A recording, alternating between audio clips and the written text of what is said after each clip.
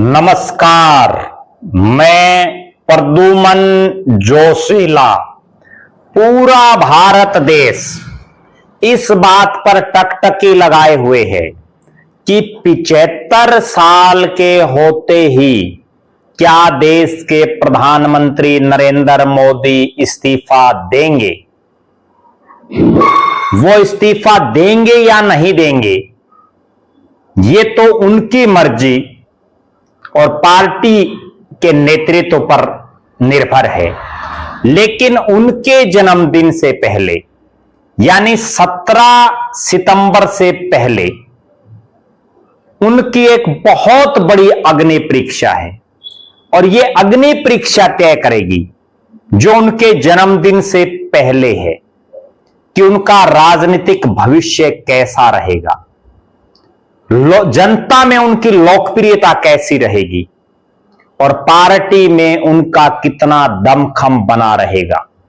इस वीडियो में विस्तार से मैं आपको बताऊंगा कि नरेंद्र मोदी साहब का राजनीतिक भविष्य उनके जन्मदिन से पहले ही इस तारीख को तय हो जाएगा।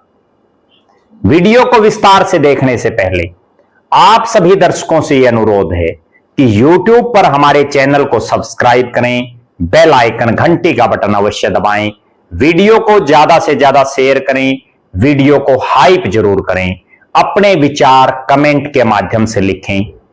जो दर्शक निष्पक्ष, निर्भीक और स्वतंत्र पत्रकारिता में विश्वास रखते हैं वो हमें निरंतर आर्थिक सहयोग जरूर करें। उसके लिए आप हमारे मोबाइल नंबर 94 166 74 472 9416 74472 पर गूगल पे या फोन पे जरूर करें।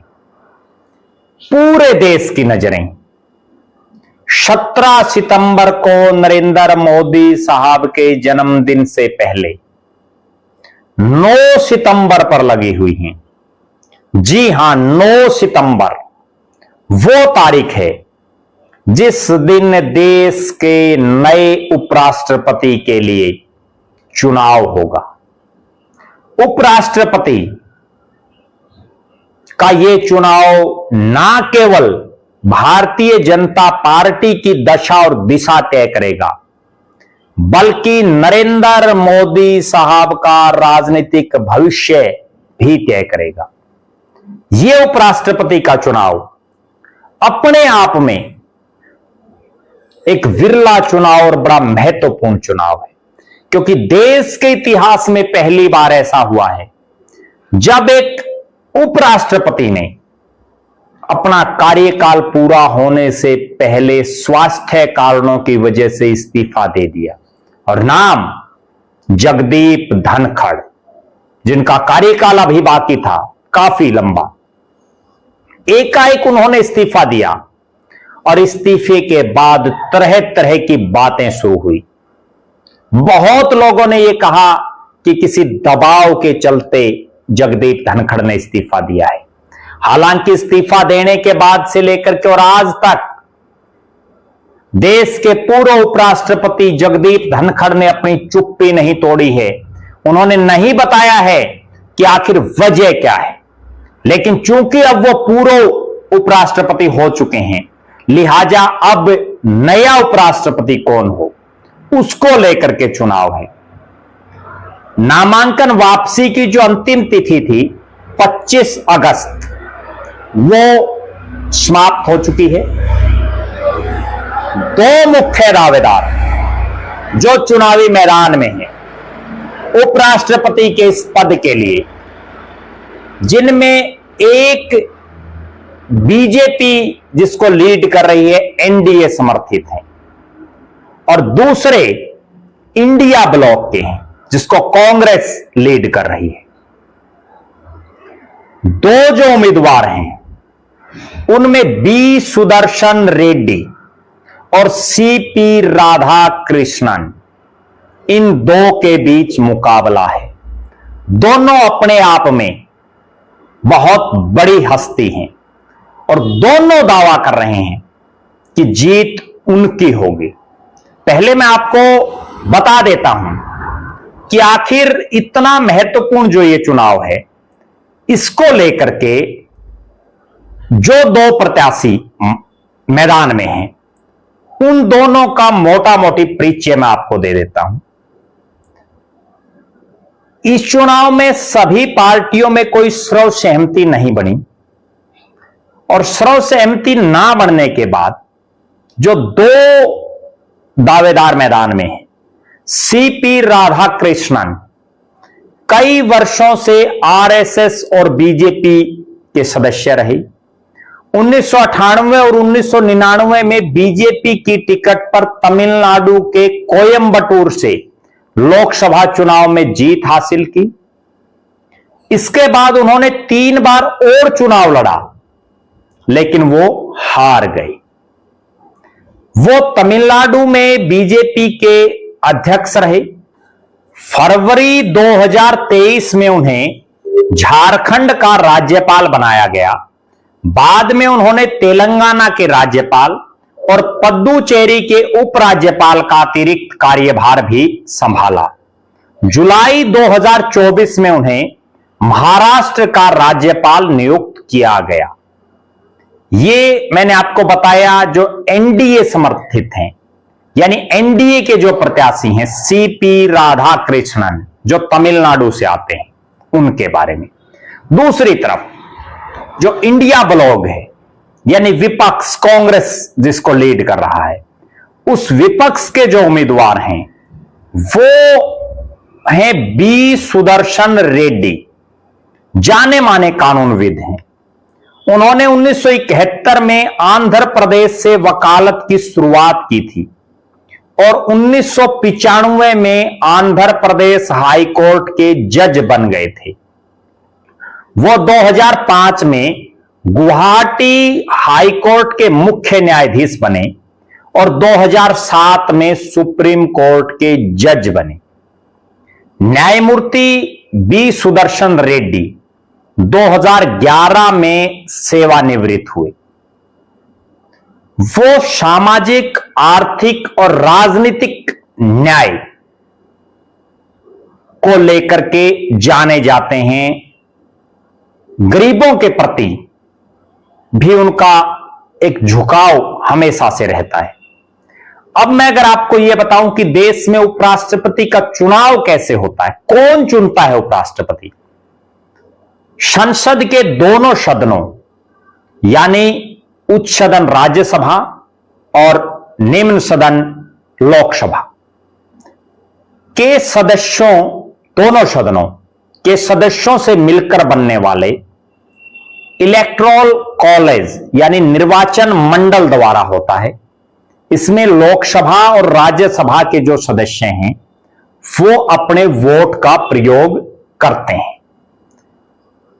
यह चुनाव इसलिए बहुत ज्यादा महत्वपूर्ण है कि देश के जो एक चुने हुए उपराष्ट्रपति थे, जिसको राज्यसभा और लोकसभा के सांसदों ने चुन करके बनाया था,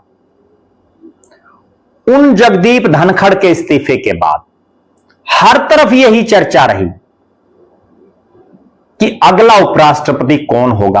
और ये जो दोनों नाम हैं, इन पर मीडिया में या राजनीतिक गलियारों में पहले कोई बहुत ज्यादा चर्चाएं नहीं थी, लेकिन जिस ढंग से ये दो नाम आए उसके बाद मुकाबला भी कांटे का दिख रहा है।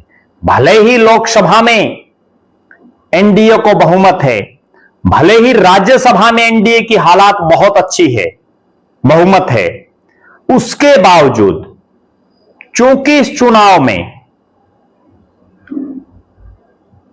जो अलग अलग राजनीतिक दल हैं, उनमें से कोई एक दल अपने घटक को छोड़ के दूसरे तरफ जा सकता है, संभावनाएं हैं इस चीज की।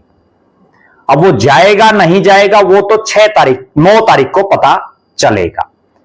मैं आपको 9 तारीख का जो शेड्यूल है उसके बारे में थोड़ा सा बता देता हूं, उससे आपको और ज्यादा समझने में आसानी रहेगी। 9 सितंबर 2025 को संसद भवन नई दिल्ली के वसुंधरा भवन में मतदान होगा।